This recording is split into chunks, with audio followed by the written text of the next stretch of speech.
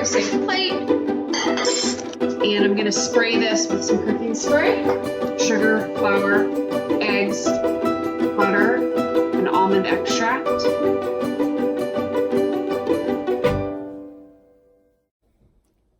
Hi.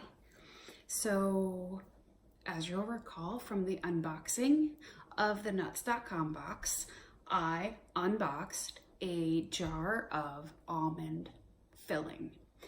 And so I then remembered that I had some croissants that were in my freezer from the Costco because they're so much less expensive at Costco, but there are so many. So I ended up having some left over in my freezer.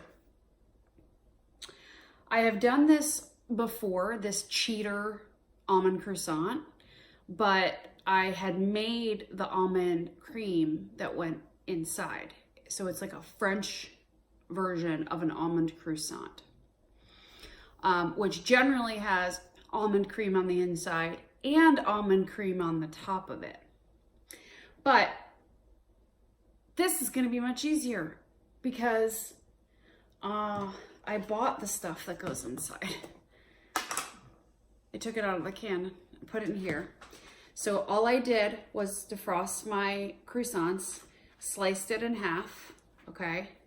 All I'm gonna do is smear some of this schmear onto the croissant.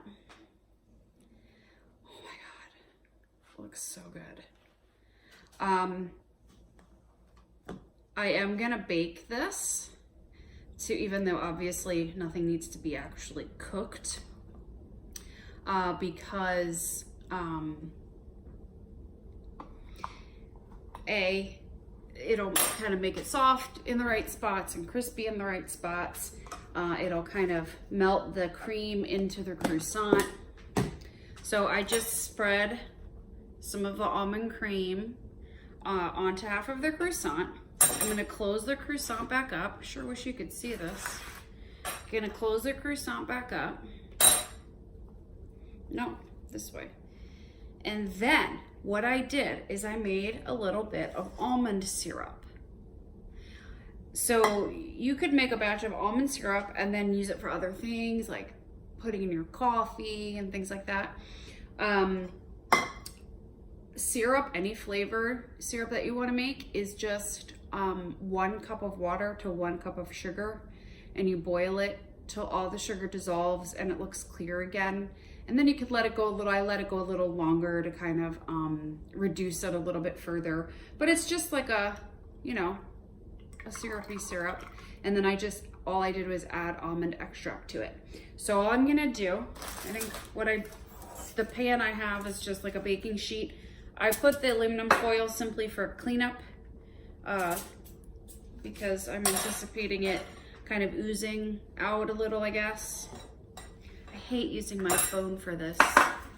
It's so small. So all I'm gonna do is put some of this yummy syrup onto the top of the croissant.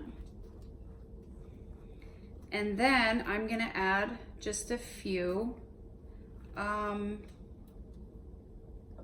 just had an idea. Let me finish one thought before I start the next one. Sliced almonds, toasted sliced almonds onto the top. And ta-da. And then when this comes out of the oven, which again, I mean, I'm talking about like a couple, 350 for 5 minutes, 7 minutes, something like that, just so it gets kind of like melded and gooey. And then when it comes out, you could sprinkle some, you know, powdered sugar to make it look pretty if you care. Like if you're having people, you know, come over for tea or I don't know, whatever. So yeah, like a cheater, kind of homemade-ish, not really though at all, because I didn't make any of these things. Almond croissant. The idea that I had, because now I have this whole thing of syrup and I don't drink coffee, is that I invented a cupcake flavor called Toasted Almond. And I made almond cupcakes. And I made a almond simple syrup, and I brushed the simple syrup on top of the cupcake.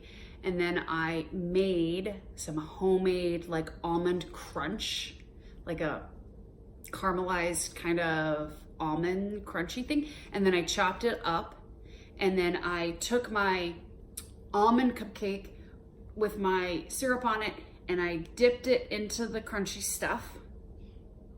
And then I made an almond buttercream, or even an almond Swiss meringue buttercream, whichever one, and I put that, and then I sprinkle more of that junk. And it's unbelievable. Now I might think of a way to incorporate maybe like some sort of a filling into that as well. But it was kind of based on the fact that I was trying to recreate a Good Humor toasted almond ice cream bar, which I love. And that's how I kind of came up with that. But it's like I love it. I love that cupcake. Anyway, so I was saying maybe I'll do that. Maybe I'll do some of those. So yeah, enjoy.